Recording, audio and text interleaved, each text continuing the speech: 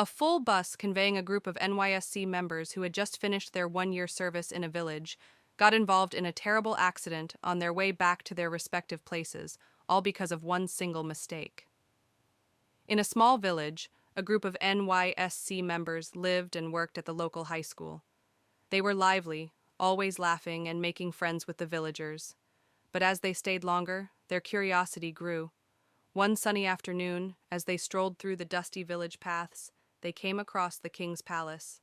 The sight of the tall gates and carved statues filled them with awe, but something specific caught their attention: a golden crown displayed inside the palace. It shone like the sun itself, blinding and beautiful. "It's real gold," whispered Nonso, the greediest of them all, his eyes glowing with desire. "Do you know how much this could sell for in the city?" Another core member, Kim, shook her head. "Don't even think about it. I've heard stories about this village. They say the king's crown is protected by charms and spirits. No one who steals it ever survives." But Nonso laughed, his voice dripping with pride. "Charms? Spirits? Those are just stories to scare people. This crown is our ticket to wealth." Some of the corpers were tempted, but others were afraid. "We shouldn't touch it," pleaded Kim. "The village respects their traditions. Let's not bring trouble upon ourselves." But Nonso had already made up his mind. "If you're too scared, fine, but I'm taking it, and when I'm rich, don't come crying to me." The days passed, and the end of their service drew near. On their last day in the village, while everyone else was busy preparing to leave, Nonso made his move. In the dark of the night, when the stars were asleep and the village was silent, he sneaked into the palace with two other corpers who couldn't resist the thought of quick money. The crown sat there, gleaming like a treasure in a dream. "It's even more beautiful up close," said one corper, his voice trembling. "Hurry!" whispered Nonso, snatching the crown and tucking it into a black nylon bag. "Let's get out of here." When they returned, Kim saw the bag in Nonso's hand. "You didn't," she gasped. "We did," Nonso grinned, his voice full of pride. "And I'm not returning it." "You're making a mistake," Kim warned, her eyes wide with fear. "You don't understand this village. You don't know what you've done." But Nonso shrugged. "Mistake? The only mistake is not taking it sooner." The next morning, the corpers boarded a chartered bus, ready to leave the village. The sky was bright, and the villagers waved goodbye, their faces filled with smiles. Kim and a few others prayed for protection at the start of the journey, but Nonso and his friends ignored them, laughing and taunting Kim, calling her Mommy Go. Nonso sat at the back, the bag tucked beneath his seat, a smug grin spread across his face. He could already see the riches waiting for him in the city. But as the bus rumbled down the dusty road, the crown's golden glow remained hidden, a silent witness to the greed that had set their fate in motion. The bus rumbled down the bumpy road, carrying the corpers away from the village. The morning sun shone brightly, casting long shadows of the bus on the dry, red earth. Laughter and chatter filled the air as the corpers joked about their time in the village.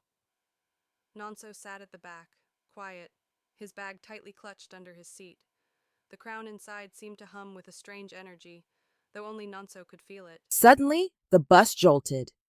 It came to a halt with a loud groaning sigh. The engine sputtered and died.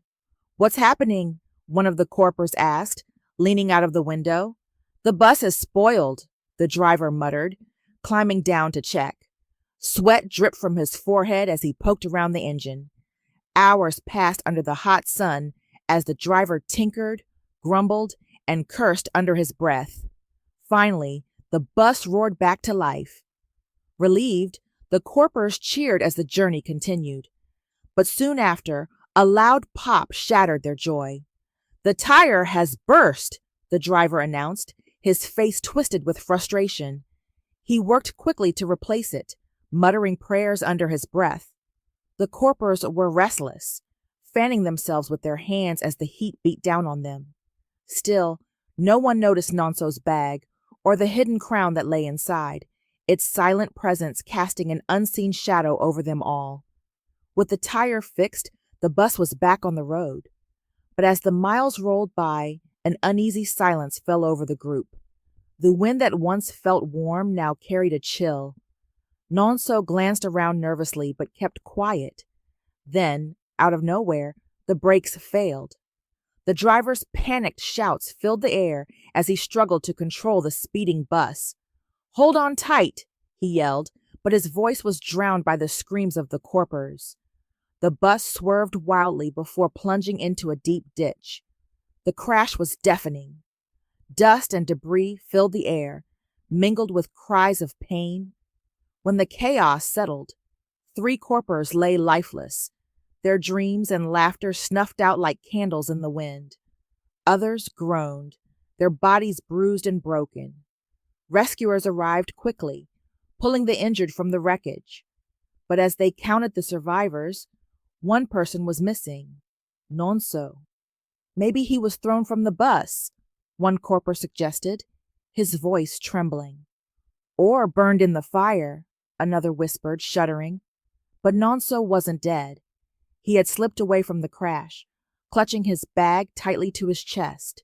His legs carried him far from the wreckage, his heart pounding with fear and guilt. The golden crown, still hidden in his bag, seemed heavier than ever, as if it knew the blood that had been spilled because of it. And as Nonso fled, the shadow of his greed followed him, waiting to strike again. Nonso hurried away from the wreckage, his legs carrying him like the wind as he fled from the disaster. After hours of walking, he finally found another bus heading to his city. Relief washed over him as he boarded, clutching his bag tightly to his chest. The new bus rolled along the road smoothly at first. Nonso leaned back, thinking of the money he would make from selling the golden crown. But soon the bus began to shake. "Driver, what's happening?" a passenger shouted. The driver slammed the brakes, but the bus wouldn't stop. It veered to the side of the road before jerking to a halt. The passengers tumbled forward, shouting in fear. "It's the brakes," the driver muttered, shaking his head. "They failed." The passengers groaned, climbing out of the bus as the driver inspected it. Nonso stayed silent, his heart racing. He knew something was wrong, but he refused to let go of the crown. After hours of delay, Nonso finally reached home, his bag heavier than ever. As he stepped into the house, his youngest brother, Toba, ran to greet him. "Brother Nonso!" Toba shouted, his laughter like music. Nonso forced a smile and patted Toba's head. "Go and play, Toba," he said quickly, heading to his room to hide the crown. But misfortune had already crept into the house like a thief in the night. That evening, as Toba bathed, he slipped on the wet floor. His head struck a wooden shelf and he fell silent. By the time the family found him, it was too late. Toba was gone.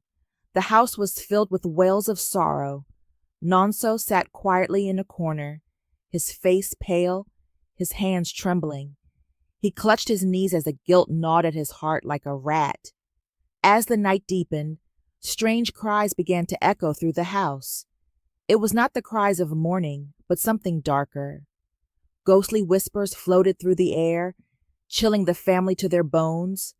The wind howled like a wild beast, and the air grew heavy with fear. "What is happening?" Nonso's mother whispered, clutching her wrapper tightly around her shoulders. Then the next blow struck. Nonso's father, strong and proud like an old Iroko tree, suddenly fell ill. His body stiffened, and he could no longer move. "It's a stroke! Call the prophet!" Nonso's mother cried, her voice shaking. The prophet arrived swiftly, his face grim as he examined the father. He spoke in a low, steady voice. "Someone has taken what does not belong to them. Until it is returned, this family will know no peace." The family stared at one another, confused and terrified. Nonso sat frozen, his heart pounding like a drum. Who took it?" the prophet demanded, his eyes scanning each member of the family. "I didn't take anything," Nonso lied, his voice barely a whisper. The prophet narrowed his eyes but said nothing more. He left the family with the warning: if what was stolen is not returned, this is only the beginning. As the family mourned Toba and worried over their father, Nonso slipped away to his room. He unwrapped the crown and stared at its golden surface. It's just a crown, he muttered to himself, his voice trembling. Tomorrow I'll sell it and use the money to fix everything. It'll all be fine. But deep down, Nonso knew the truth. The golden crown was no ordinary treasure, and his greed had unleashed a storm he could no longer control. As the morning sun rose, Nonso's heart was heavy, but his greed remained stronger. He wrapped the golden crown in a black cloth and stuffed it into his bag. Today I'll sell it, he whispered to himself, his voice shaky. He stepped out of the house, his family still mourning, and made his way to the market. The road was long and dusty, but Nonso marched on. The bag on his back felt heavier with each step, as though the crown was fighting to stay in the village. Then it began. From the corner of his eye, he saw a shadow dart across the road. He froze and turned, but there was nothing there. His steps quickened, but the shadows followed. Nonso, a voice called. He stopped dead in his tracks. It was faint, but familiar. Turning slowly, he saw a figure in the distance. It was Toba, his little brother. But Toba's eyes were hollow, his face pale. Return the crown, brother, the ghostly figure whispered, his voice carried by the wind. Nonso stumbled back, his heart pounding like a drum. He turned and ran, but more ghosts appeared, their faces twisted in sorrow. Some he recognized, others were strangers. As he reached the market, Nonso thought he was safe. But suddenly, out of nowhere, masquerades burst into sight. Their tall, colorful figures loomed over him, their whips cracking through the air. "Thief!" they shouted.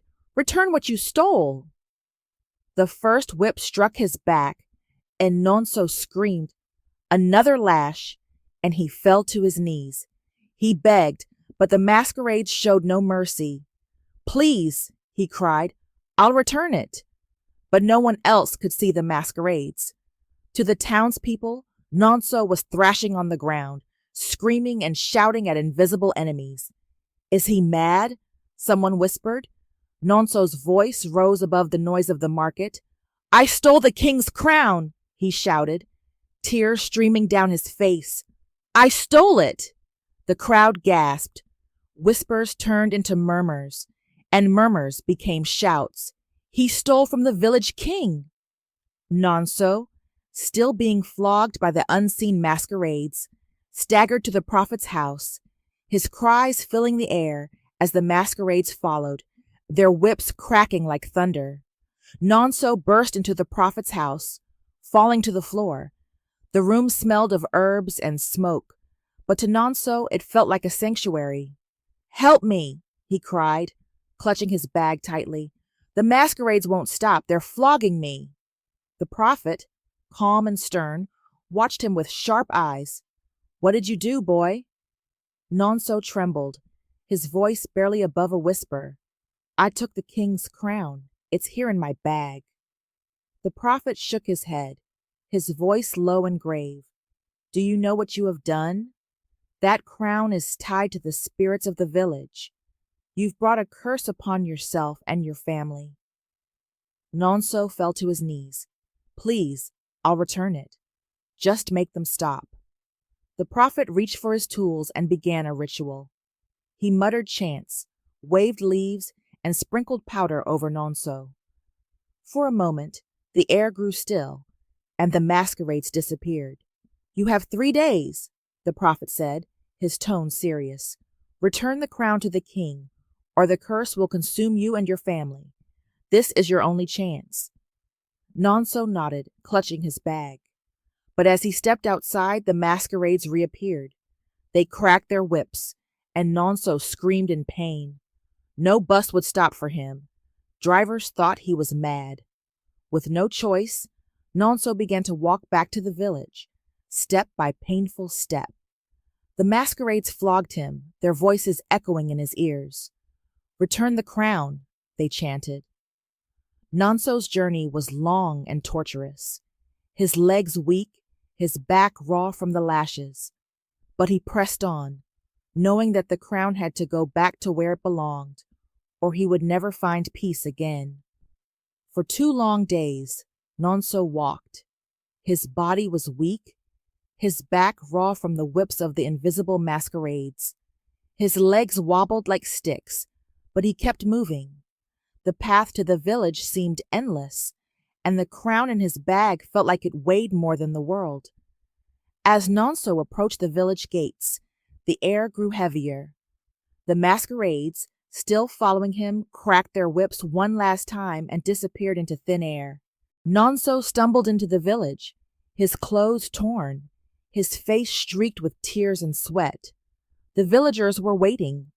The king stood at the palace gates, surrounded by his elders and guards. They had known he would come back.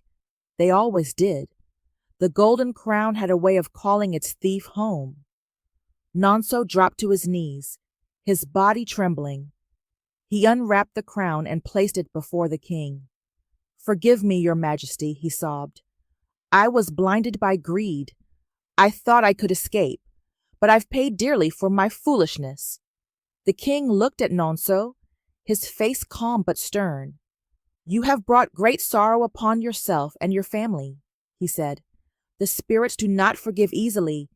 You have returned the crown, but the price you've paid is heavy." Nonso's heart sank as he remembered his youngest brother and his father. Tears streamed down his face as he bowed his head in shame. The villagers murmured among themselves. Some were angry, others pitied Nonso. But the king raised his hand, silencing them. "He has returned what belongs to us. His greed has already punished him more than we ever could." Just as Nonso prepared to leave, a messenger arrived, panting and wide-eyed. "Your father has passed," the man said. "He died this morning." Nonso's knees buckled, and he collapsed to the ground. His grief was like a storm crashing down on him with no mercy. The villagers lowered their heads, for even they felt the weight of his loss. Nonso left the palace, his heart heavy with sorrow. Each step away from the village felt like a stone being added to the burden he carried. He thought of Toba's laughter, now silent forever. He thought of his father, strong and proud, now gone because of his foolishness. "I cannot go home," Nonso whispered to himself. "What home is there for me now?" He wandered aimlessly until he reached a large river near the village. The water was calm, reflecting the sky like a mirror. Nonso stood at the edge, staring at the rippling surface. His mind raced with memories, the joy he had stolen from his family, the lives lost in the bus crash, the fear he had caused in the village. The crown, now back in its rightful place, had taken everything from him. "I have nothing left," he said, his voice barely audible over the gentle rush of the river. Without hesitation, Nonso stepped into the water. The river embraced him, pulling him deeper and deeper until he disappeared beneath its surface. The ripples faded, and the water returned to its calm, quiet state. When the villagers learned of Nonso's fate, they shook their heads in sorrow. His story spread far and wide, whispered by old women to their grandchildren, told by fathers to their sons.